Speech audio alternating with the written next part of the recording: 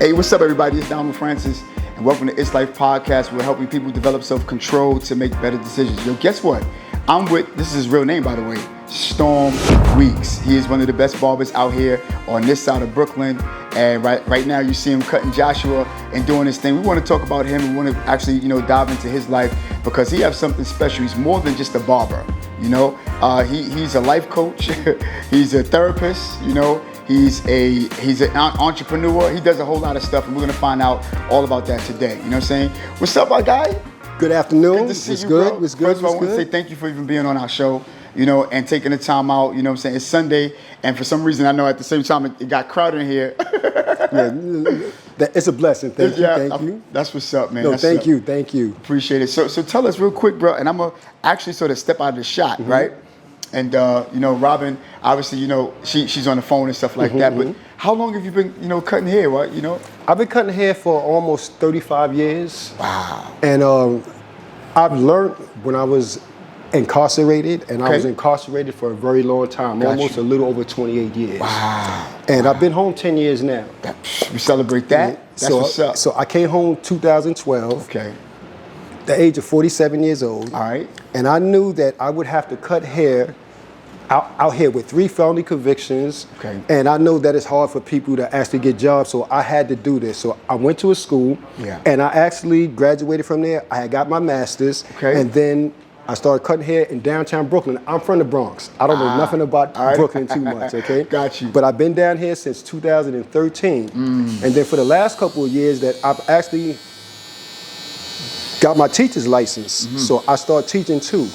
So I teach here in Brooklyn Blends on the weekends, but I also cut hair in East New York, Brownsville, with a place called Good Shepherds. It's a faith-based organization geared towards teaching kids, the at-risk kids, that's mandated by the courts and stuff like that. Gotcha. That if they do this little 3-month program, they don't have to go to jail. Now that's crazy.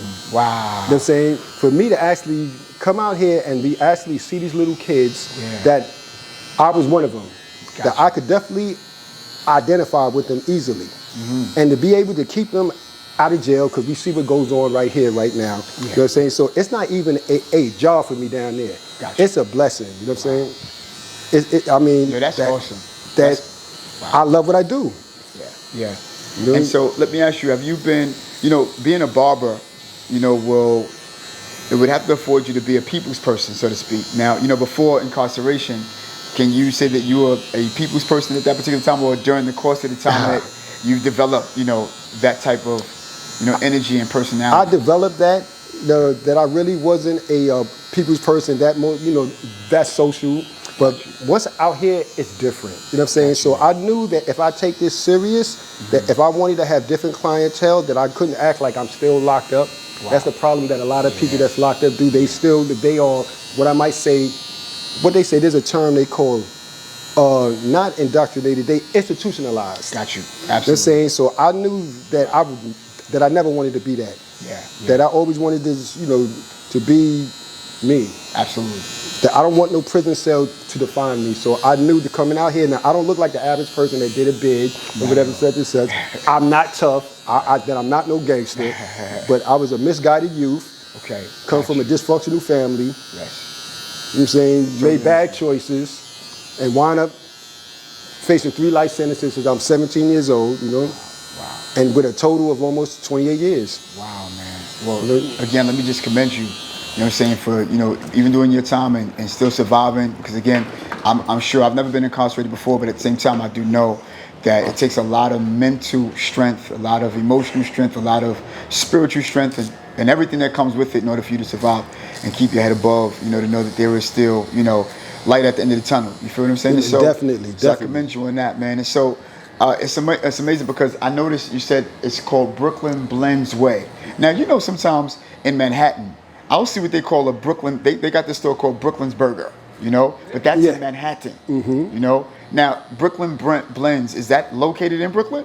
Yes, we're in Brooklyn. Got you. Because you have some stores. You got they tricked me up sometime. They got the Pink Panther.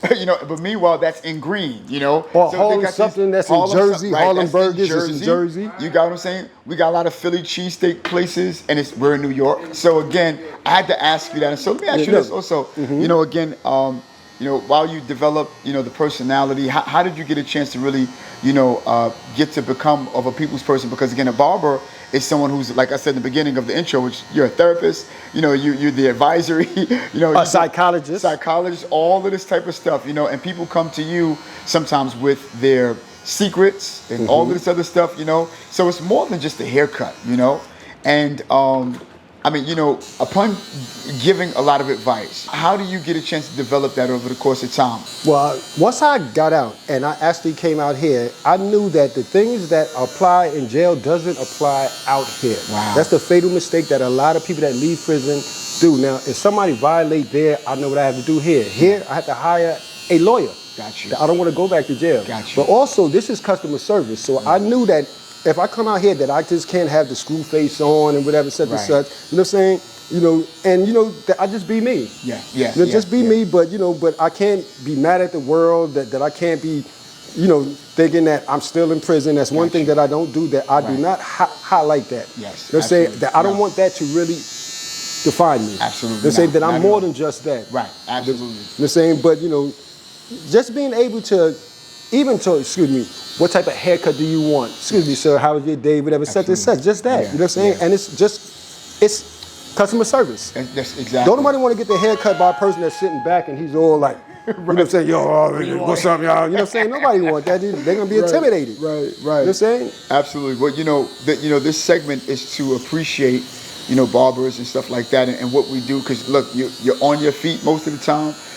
And sometimes you go without getting breaks, you got to go. For those of them, I know some of them who are cigarette smokers, they're like, look, let me just get a quick puff real quick and I come back to you. Then you got people who are in a rush sometimes. You got some people who do walk-ins, right? And they're like, yo, you got 6 people, could you hurry up? And all this other stuff. And then people want to talk. And then, that's a lot of peer pressure because you got the person that's in the chair.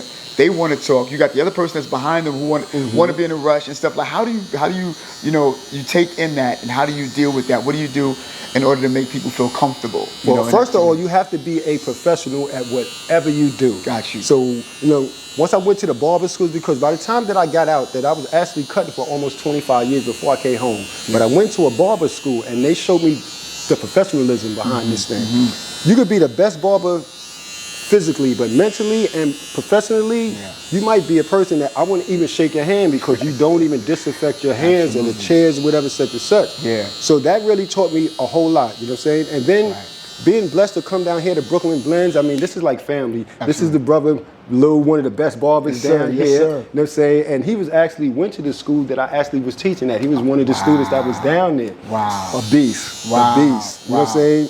So, just to be able to be down here and be around people that, like, this is like a family for us down here. So I work different barbershops, whatever, but really nothing like this. Now, mind you that I'm not from Brooklyn. Right. You know what I'm saying? I don't know nothing about Brooklyn, but downtown Brooklyn and now Park Slope, Boehm Hill. Right. So, you know what I'm saying? And also to have a team like this too down here. So that really helps out too. Family. You know what I'm saying? That we're more than just a regular barbershop down here. Yes. That I work barbershops is all about the money. They don't really care about the customer in, out, whatever. But this is a family based joint here.